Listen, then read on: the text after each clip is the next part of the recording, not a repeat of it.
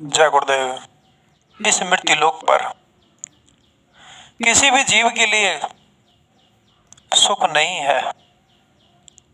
जितने भी जीव चारा चर के हैं, चींटी से लेकर हाथी तक, किसी भी जीव के लिए यहाँ इस मृत्यु लोक पर कोई सुख नहीं है, क्योंकि ये सभी जीव बंधन में आते हैं और जहां बंधन होता है वहां सुख नहीं होता। मालिक फरमाते हैं, पहला बंधन पढ़ा दे का, दूजा तिरिया जान, तीजा बंधन पुत्र विचारो, चौथा नाती मान। नाती के भाई नाती होवे, वाको कौन ठिकान, धन संपत्ति हाट हवेली, यह बंधन क्या करूं बखान। चौलड़ पचलड़ 17 रसरी, बांध दिया तो बहु विदितान, मरे बिना तुम छूटो नहीं, जीते जी धर सुनो न कान। एक तो जीवात्मा को 4 आवरण से ढक दिया गया। जैसे इस जीवात्मा को ये स्थूल शरीर 5 तत्व का कपड़ा पहना कर रखा है। इसी तरह जीवात्मा को 3 शरीर और पहना कर रखे हैं।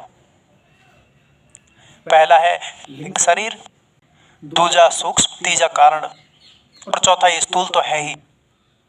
स्थूल के अलावा, इस 5 तत्व के अलावा इसको 3 शरीर और पहना कर रखे हैं।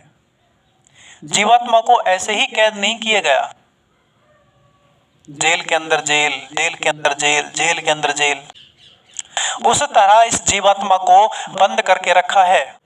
पहले इसको कारण शरीर पहनाया, फिर उसके बाद सूक्ष्म शरीर पहनाया, फिर उसके बाद लिंग शरीर इसको पहनाया और फिर स्थूल शरीर, ये 5 तत्व का कपड़ा पहनाया। 4 आवरण है जीवात्मा के ऊपर। जब इनसे मुक्त होगी तब मालिक के दर्शन कर पाएगी।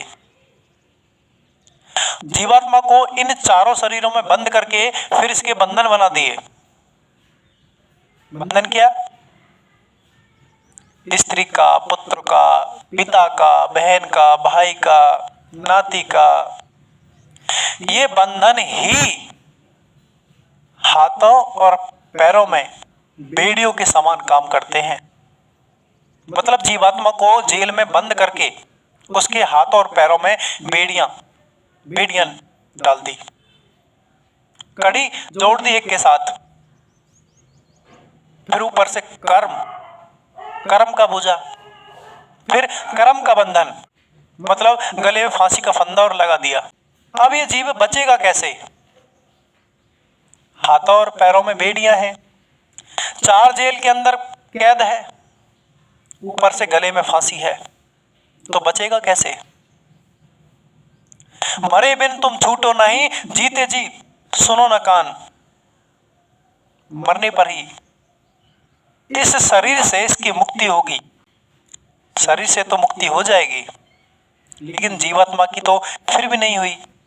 नाती पोतों से, स्त्री से, पिता से, इनसे तो आपको मुक्ति मिल गई, लेकिन कर्म से, जो कर्म का फंदा फांसी का गले में पड़ा है, उससे कैसे छूटोगे?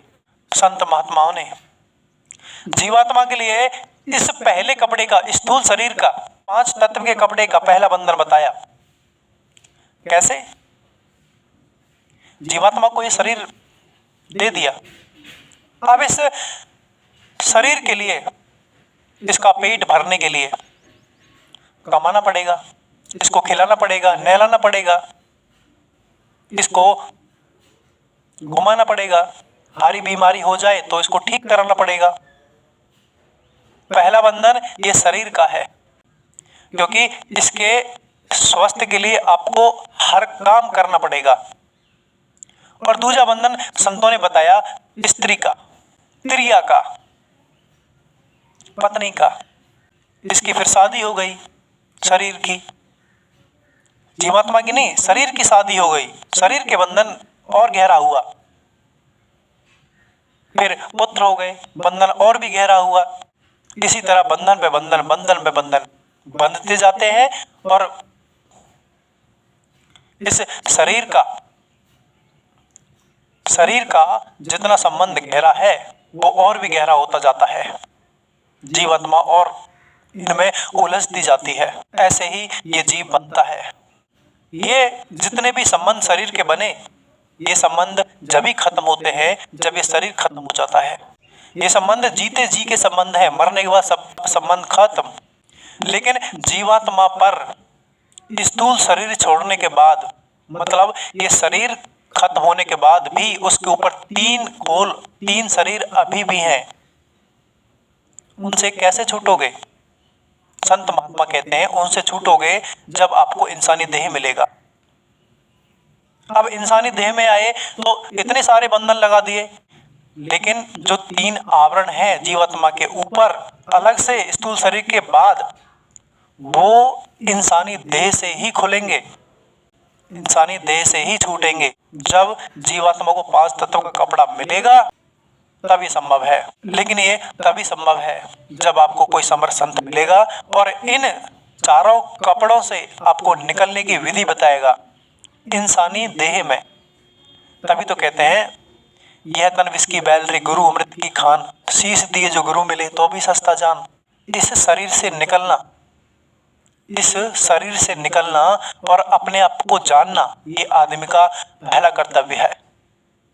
लेकिन ये काम किसी समर्थ संत के द्वारा ही संभव होता है। गुरु तो हमें बहुत मिलते हैं, लेकिन हमें कोई एक ऐसा गुरु चाहिए जो नाम का जानकार हो, शब्द भेदी हो, नाम भेदी हो। क्योंकि ये जीवात्मा शब्द भेदी गुरु के द्वारा ही उस परमात्मा तक पहुंच सकती हैं।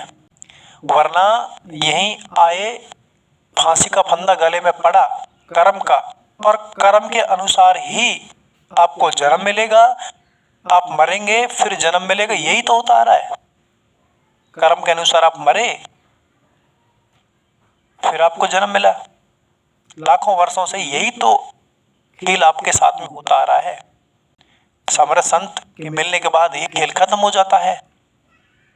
लेकिन शब्द भेदी गुरु वही चाहिए।